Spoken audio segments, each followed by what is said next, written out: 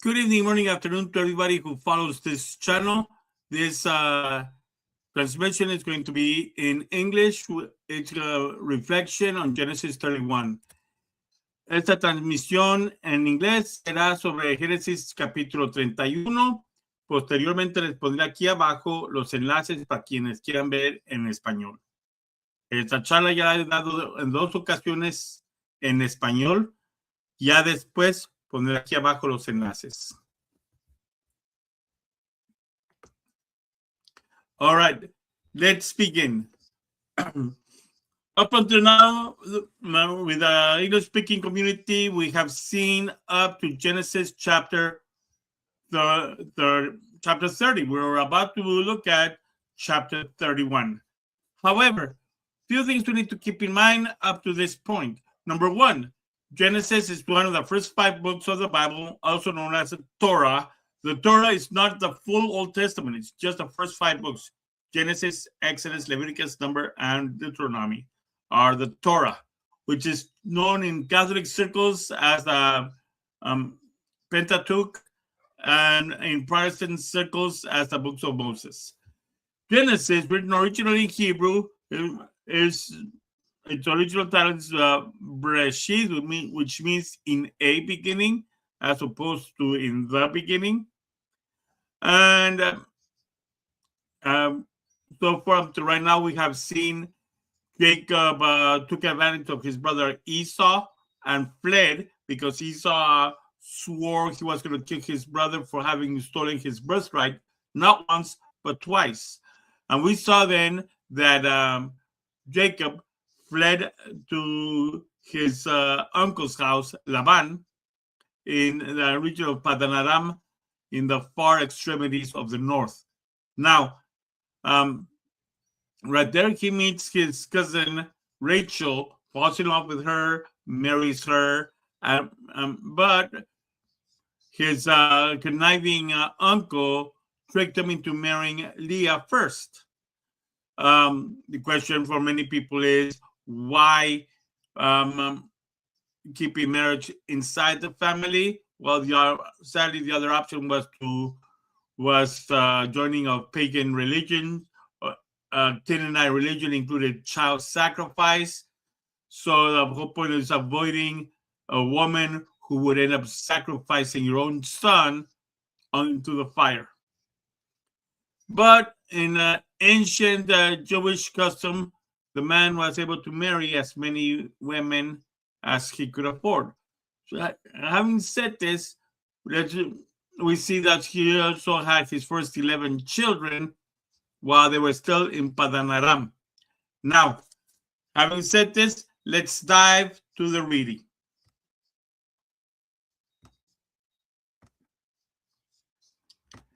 Okay, now, it says here, Jacob heard that Laban's sons were saying, Jacob has taken everything our father owned and has gained all his wealth from what belonged to our father.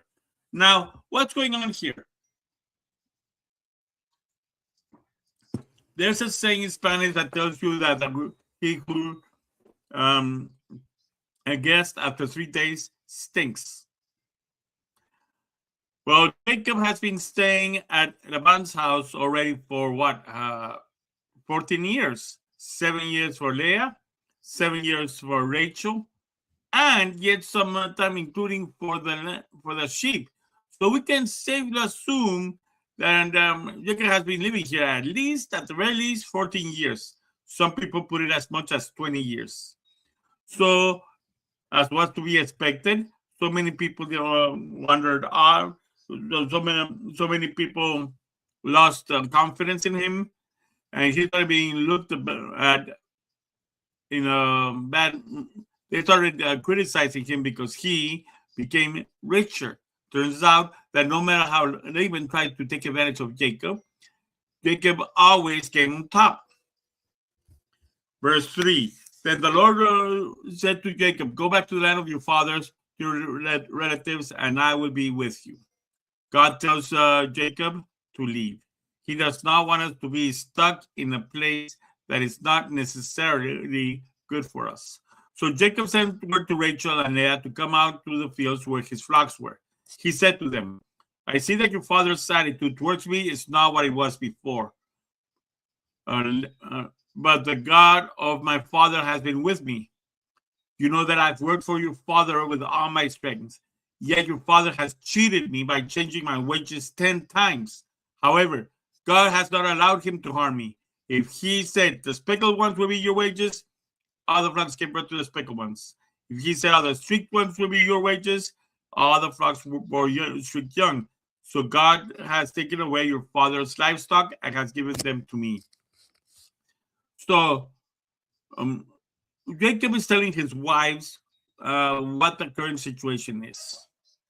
Right where they were living, Laban, Jacob's uncle and father-in-law, had hired him out to help take care of the sheep and the lambs. But turns out that every single time Laban cheated Jacob.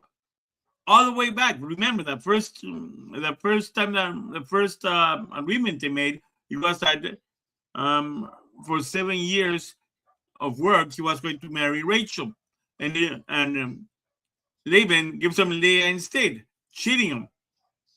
Then finally, after another 7 years, he marries Rachel. When the strict lamb was looked upon as a lamb of lesser quality. So by suggesting that the streaked and spotted lambs were going to be Jacob's, he's already saying, well, all the bad quality lambs belong to you, and all the pure white ones belong to me. That agreement was in and of itself already taking advantage of Jacob. However, even in that situation, God allowed the spotted and streaked lambs to be more fruitful than the other ones, thus letting Jacob's lambs, Jacob's herd, grow, making him richer. Back in those days, wealth was not measured by in the sense of how much money you had, but instead of how many heads of cattle you had. So we're seeing here Laban is being corrupt, taking advantage of his nephew. And as we're going to see, not just his nephew. Verse 10.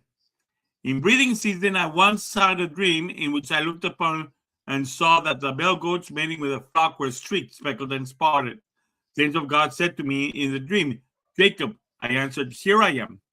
And he said, look up and see that all the male goats mating with the flocks are streaked, speckled, or spotted. For I have seen all that Laban has been doing to you. I am the God of Bethel, where you anointed a pillar and where you made a vow to me. Now leave this land at once and go back to your native land. So what's going on here now? We see God appears to him in a dream and shows him that his herds are, that the herd that belongs to Jacob is growing, it's increasing.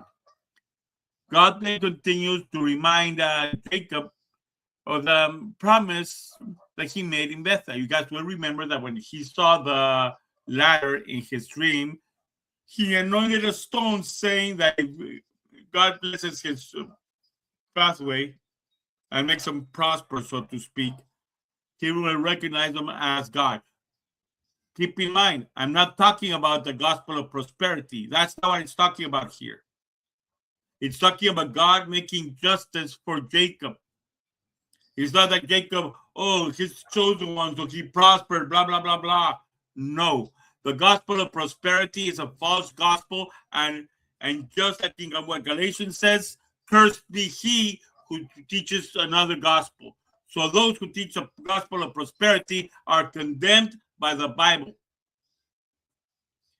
by the words of Paul himself in Galatians. Here, it is not referring to the gospel of prosperity. It is telling us that Jacob was protected and guarded by God against the evil and the fraud committed by his uncle Laban. Romans 8:28 tells us everything happens for the good of those who love God, according to his purpose. That's exactly what this is talking about God taking care of the needs of Jacob, not to make him rich as in the belief of the false prosperity gospel, but in the sense that God is taking advantage of all the evil committed by Laban for the good of Jacob. Also, he is reminding him of where he had it. Remember that he named the rock and the place Bethel. Bethel in Hebrew means the house of God. Jacob had his heart and his mind present in God all this time. His heart was in the house of God. I'm not talking about a physical place. He had God in his heart. He had God in his mind. So he is telling him, you are in my house now. He's telling him, go back to God's house. Verse 14, Rachel and Leah replied, do we still have any share in the inheritance of our father's estate? Does he not regard us as foreigners? Not only has he sold us, but he has used up what was paid for us. Surely all the wealth that God took away from our father belongs to us and our children. So do whatever God has told you. So Jacob is telling Rachel and Leah that it's time to go. They should not be staying around. Remember what the Bible tells us. Man shall leave his father and mother and cleave to his wife. Same too for the women. Turns out Jacob, as a married man, now needs to break away from his father-in-law as well. Rachel and Leah themselves are recognizing that they are married women. And as married women, they are no longer attached to their father. While they were single, yes, they were single. They were living in his father's house, father's rules. But now, Jacob is married to both of them. They're both married women. Now they're under his covering. Furthermore, the dowry that Jacob gave for Rachel and Leah has already been used up. Interestingly enough, it does this verse 15 that says that he has already used up what was paid for them. In the Hebrew, it says ohal, which means eaten. In other words, Laban has greedily used the money that was given to him for their dowry. Laban also knowing that they are Laban also recognizes that they're married, so he has no longer rights to them. Therefore, they are foreigners to him because now they belong, so to speak, under Jacob's household. So there, Rachel and Leah are saying that they're willing and ready to leave with him. Then Jacob put his children and wives on camels, and he drove all the livestock ahead of him, along with the goods he had accumulated in Paddan Aram, to go to his father Isaac in the land of Canaan. Now, let's look at where Paddan Aram is. So bear with me. Let's look where Paddan Aram is in the map. Bear with me. Let's look for the map. Let's see.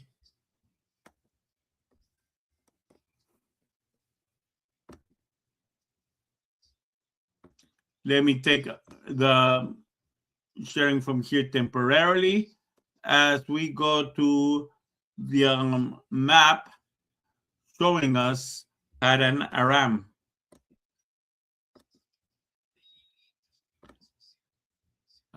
Here we go. Now let's go to see where Paddan Aram actually is.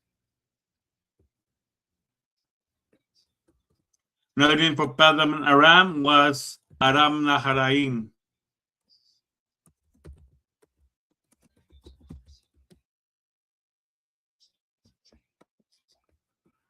Okay. it's easier if I just go to the map of the Middle East so we can actually see. We see here then the map of ancient, or actually of Israel. And we see this area here that says Gaziantep right here. Well, this is a region that used to be known in that region itself, Padan Aram. Look at what a distance it is from Israel. Now, Jacob left this region and started heading south back to his homeland. This is quite a few days walk. Let's continue.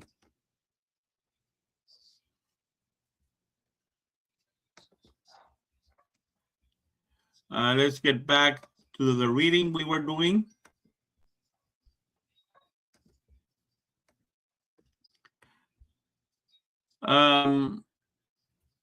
When Laban had gone to shear his sheep, Rachel stole her father's household gods. Moreover, Jacob deceived Laban the Aramean by not telling him he was running away. So he fled with all he had, crossed the Euphrates River, and headed for the hill country. That is the reason why it was known as Aram Naharaim. Naharaim in Hebrew means of the two rivers. In other words, Aram of the two rivers is what Aram Naharaim meant, because it was in the northern part of Mesopotamia. It tells us that Laban had gone to shear his sheep. This is usually a 3 days journey. So as soon as Jacob realized that Laban had left, that's when they took action and they left. It is telling us that they left secretly. Why? Why was it that Jacob did not bother telling Laban what was going on? Why was it that Jacob was so afraid of? Well, you will see that the last time, if you remember seeing previous chapters, this is not the first time that Jacob tries to leave Laban. But we see that the last time Laban heard that Jacob wanted to flee, that Jacob wanted to go back home, Laban instead manipulated the situation to find a way to continue taking advantage of Jacob. Oh, Jacob, don't go. Let's change your contract. Let's do this. And then again, he commits another fraud. And then once again, Jacob is being taken advantage of. So Jacob already knew that if he took the time to tell Laban that he was going to leave, Laban was going to come up and be such a sweet talker that he is. He was going to deceive Jacob again to try and take advantage of him. So Jacob was like, there's no point in telling Laban. If I tell Laban, he's going to ask me to be here. He's going to come up with a new contract. He's going to take advantage of me again. Why bother? Let's just go. So when he knew that Laban wasn't going to come back for 3 days, that's when they took action. But we also see that Rachel decided to take the household gods of Laban. We know that pretty much most societies in that time were pagan. And also Jacob's uncle, Laban, tended to do some kind of weird stuff with divination. He was into all this occultism as well, as we're about to find out later. So he crossed over the Euphrates and went to the hill country of Gilead. What is the hill country of Gilead? Let's find out. Let's find out what the hill country of Gilead is. So for this, let's go back to the map. Once in the map, we find that Gilead happens to be where? Bear with me. Here we are. Okay. Gilead is actually going through some interesting problems today. Gilead, Syria. No, that's not where Gilead is. That's the Gilead we're talking about. Gilead, Israel.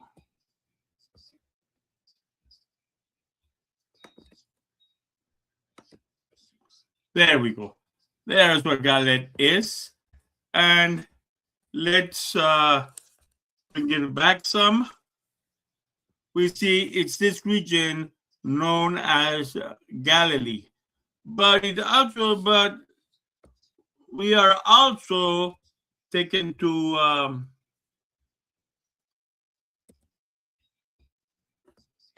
in biblical times. It was also referred to this region up here.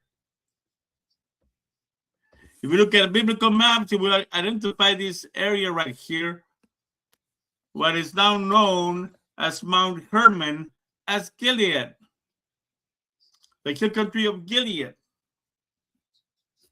So now you see how far he has traveled from here all the way to this area right here. Northern Israel, southern Syria, southern Lebanon. Within that area they gather. Within that's as far as Jacob had gotten before we find that that Laban catches up to him. Let's get back to our reading.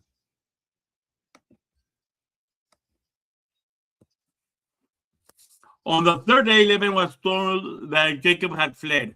Third day, why? Because it was the time it took him to get back to his house after shearing the sheep. Taking his relatives with him, he pursued Job for 7 days and caught up with him in the hill country of Gilead, which we just read about. Then God came to Laban the Aramean in a dream at night and said to him, "Be careful not to say anything to Jacob, either good or bad." So now Laban goes with his people because Jacob's intention was to punish Jacob and take his daughters and the kids and the lamb back. He could not accept that he had lost his daughters, the children, and on top of that, the majority of the flock. But as they were heading south, Laban has a dream where God tells him not to tell him anything good or bad. In other words, he better keep his mouth quiet. He better nothing good. In other words, don't try to seduce him again. Don't try to make any plans with him. Don't try to make any more contracts with him. Neither bad. Don't threaten him. Don't attack him.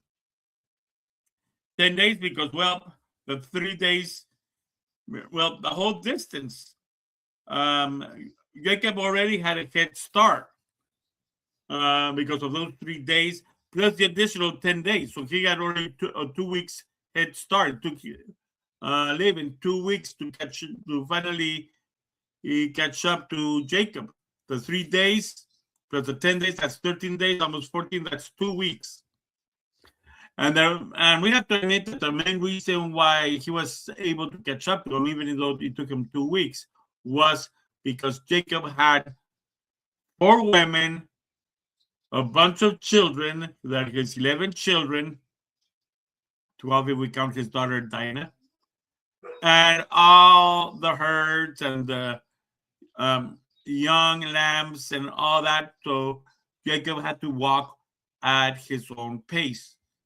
And he had to walk at the pace of the young ones, so the young lambs, the ewes, and the children.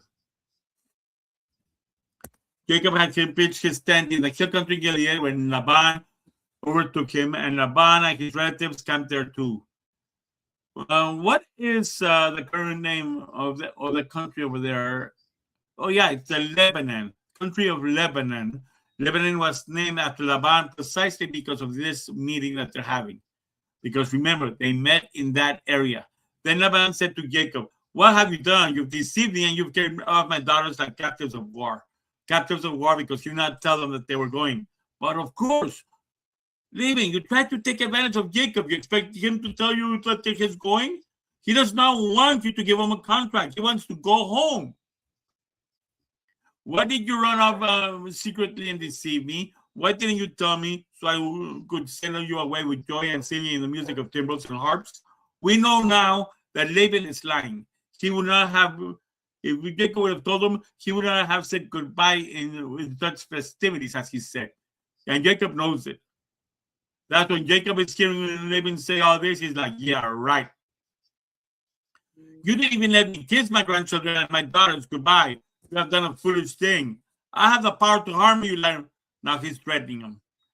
Laban is now threatening Jacob. I have the power to harm you. Then he remembers the dream. But last night the God of your father said to me, be careful not to say anything to Jacob, either good or bad. So he was about to threaten Jacob. You took my kids, you took my daughters. I'm going to beat you up. Wait a minute. What about that dream I had?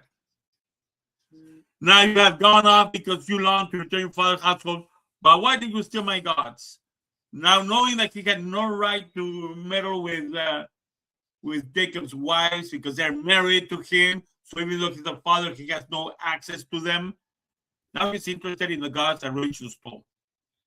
But Jacob doesn't know what's going on. Jacob is not aware of what Rachel did. So Jacob answered Laban, I was afraid because I thought you would take the daughters away from me by force. But if you find any who has your God, and that person shall not live in the presence of our relatives. See for yourself whether there is anything of yours here with me. And if so, take it. Now Jacob did not know that Rachel had stolen the gods. So Jacob pronounces a very serious sentence. Whoever stole those gods gets to be put to death. And he releases Laban to start checking. So Laban went into Jacob's tent and into Leah's tent and into the tent of the two female servants. So he's going step by step. Starts with Jacob, is the main suspect. Then he goes to Leah, the first wife. He goes to Zilpah, to Bilhah's tent. While Laban is doing all these things, Rachel gets very sneaky. Verse 34. Now Rachel had the household gods and put them inside her camel's saddle and was sitting on them. Laban searched everything in the tent but found nothing. Nothing in any of the tents. Not whatsoever. But then he comes over to Rachel. Rachel said to her father, don't be angry, my lord, that I can stand up in your presence. I'm having my period. So he searched but could not find the household gods. Now, verse 35 has a very interesting thing to be said right there. Let's take that into careful consideration. First of all, what are they looking for? They're looking for idols of Laban. Question is, these idols were known as a teraphim, and they occupy a very important role in ancient Aramean life. One of the roles that the teraphim, and if we look at all the roles that the teraphim played, it has some significance with Rachel and Rachel's attitude to it as well. Let's start with Rachel's attitude. Does Rachel have any reverence to these gods? No, she doesn't. How do we know that Rachel does not have any type of respect for the religion of her father? She is, number one, she is sitting on him. That's desecration. She's desecrating him. She claims she's on her period. Technically, in ancient customs, if a woman was in her period, if a woman was in her time of the month, she was technically impure. And she was not allowed to touch anything sacred. Otherwise, it would be desecration. She would be defiling them. So Rachel is defiling the idols that her father worships. Number one, by sitting on them. Number two, a woman. It's not anybody. It's a woman who's sitting on them. Number three, not just any woman, but a woman during her period when she's supposedly unclean. So these idols have been defiled. This proves that Rachel did not have any respect for them. So then, why did Rachel then take these teraphim? Number one, superstition of the time considered that the teraphim had something to do with fertility. They were seen as gods of fertility. Let's remember, Rachel was barren. She spent so much time and they was not able to have any kids, and she longed to have kids of her own. I think at most she had only Joseph about this time. She wants to have more kids. So maybe she's hoping through the superstitions that her father imposed on her that they would make her fertile. Furthermore, uh, the teraphim were also a symbol of the paternal father, of the head of household, I should say. So by her taking the teraphims away from Laban, she's establishing a clear message that Laban has no more right to them. Laban is no longer the head of their household. Laban is no longer the head of the household to which Rachel lives. The new head of the household is Jacob.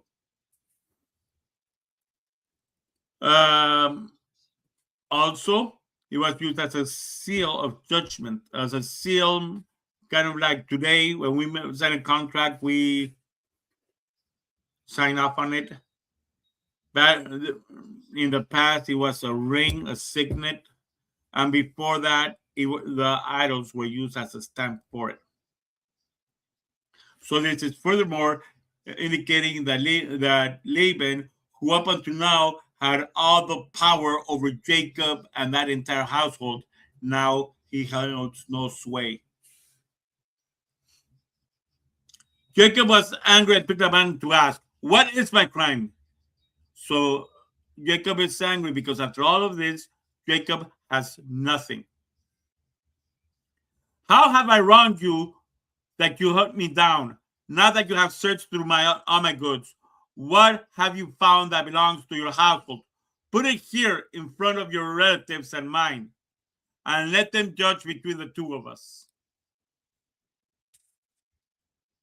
Now I have something important to do, so I need to, in the interest of time, I do need to cut it short here. We will continue this tomorrow. What's going to happen next? Join me tomorrow as we see the second part of this very important chapter. Long live Christ the King!